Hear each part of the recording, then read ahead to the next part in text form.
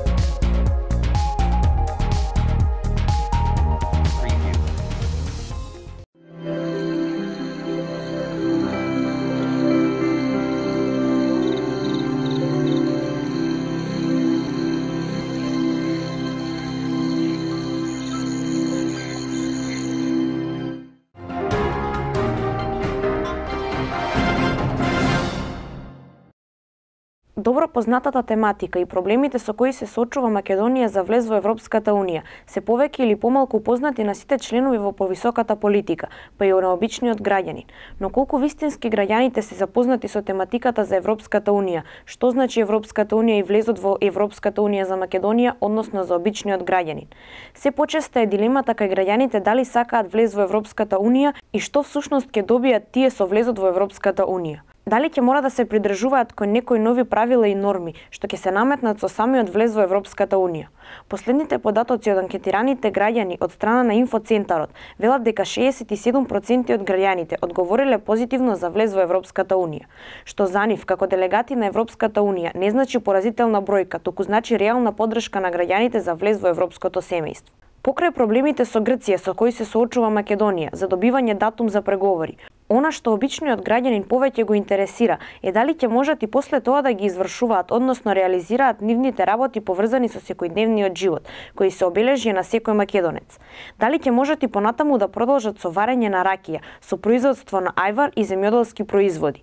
Она што обичниот граѓанин не го знае е дека Европската Унија не го забранува варењето на ракија во домашни услови, ниту пак правењето ајвар во домашни услови. Она што тие ќе мора да го испочитуваат е доколку сакаат производот да го пласираат на пазарот, ќе мора да биде направен по стандардите кои ги има Европската Унија за производство и продажба на одреден производ. Европската Унија преку своите проекти и залагања секогаш се стреми кон подобрување на економскиот и животниот стандард на граѓаните. Доказ за тоа се многобројните реализирани проекти со финансиска поддршка од страна на Европската Унија.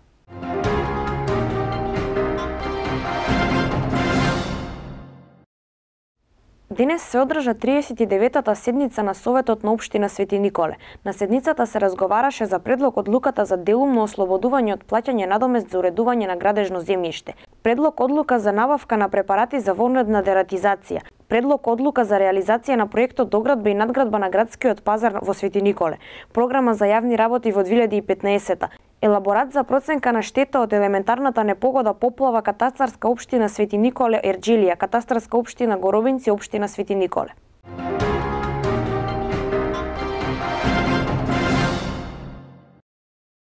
Во Македонија не постои официјален регистар на лица со аутизам, а поновите истражувања покажуваат дека тој се јавува почесто од Дауновиот синдром, ракот кај децата или глувост. Почесто се јавува кај момчињата отколку кај девојчињата и тоа за 4 пати.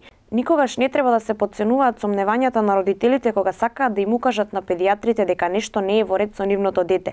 Ако им укажуваат дека детето не зборува, не се одзива на името, не го насочува погледот кон луѓето или објектите. Во 2007 година Обединетите нации го прогласија 2 април за Светски ден на аутизмот и целта е будење на јавната свест за постоење на аутизмот и негово рано дијагностицирање.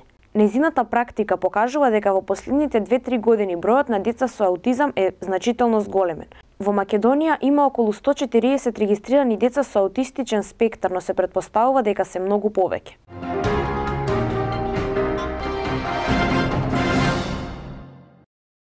Извозот на јагнешкото месо е во тек и се одвива без проблеми. Според последните податоци на Агенцијата за храна и ветеринарство, досега се извезени 138.288 јагниња или 1.166.640 килограми јагнешко. Изворот на јагнешкото месо традиционално патува за пазарите во Италија, Хрватска, Грција, Црна Гора и Србија. Од Агенцијата за храна велат дека извозот деновите се интензивираше бидејќи католичкиот Великден е на 5 април. Цената во моментов на живо месо се движи од 140 до 150 денари, но како што ќе се колат јагнињата, така и цената ќе се зголемува, при што реално се очекува да достигне од 170 до 180 денари. Иако најголемиот дел од јагнешкото, околу 85%, ќе заврши на странските пазари, дел ќе остане и на домашниот пазар. Државата од оваа стопанска дејност бележи девизен прилив од 11 до 15 милиони евра годишно.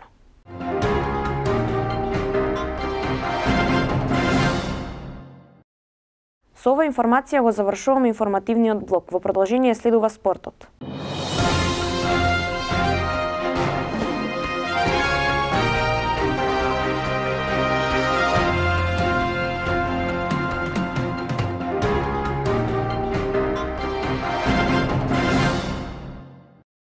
Ова се настаните од спортот. Фудбалски клуб Овчеполе спрема фудбалски клуб Плачковица Радовиш. КМФ Овчеполе викендов против Богородица. Радичевик, време е да блеснеме, но важно е да не изгориме од преголема желба.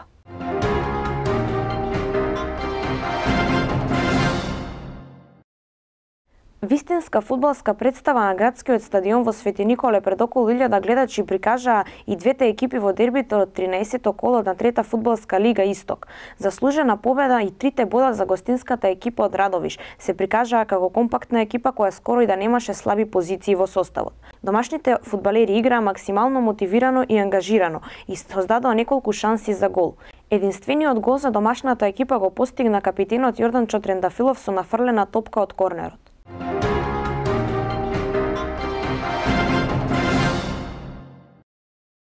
Викендов ќе се одигра надпреварот од 18-то коло втора македонска футсал лига.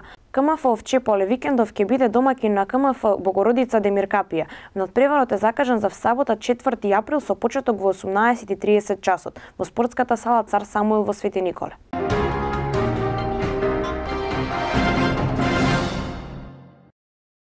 Ракометарките на Вардар се подготвени за предизвикот што го носи предстојниот четвртфинален дуел од Лигата на шампионите против актуелниот европски првак Гер. Црвено-црните се свесни за реномето на противникот, па јасно е дека ќе мора да дадат 100% од своите можности доколку сакаат да стигнат до позитивен резултат. Унгарките се соочуваат со сериозни проблеми во составот поради отсуство на неколку стандардни првотимки, но во секој случај е јасно дека станува збор за тим што поседува вон серијски квалитет, што го вбројува меѓу главните конкуренти за европската круна.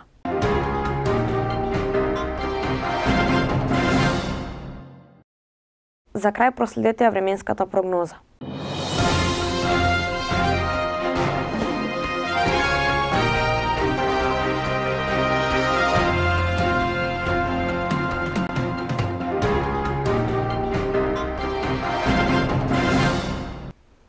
Денес имаме претежно сончево време со слаб, а дожд по Вардарието и на исток умерен северо-западен ветер, особено предпладне.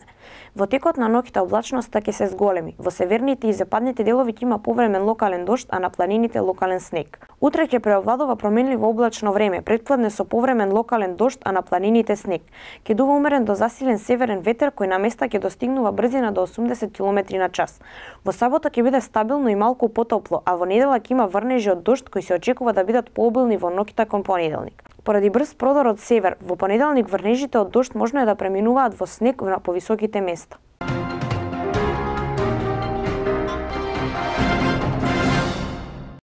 Со информациите за времето ги завршуваме денешните вести. Јас ви благодарам за вниманието. Со нови информации веќе утре.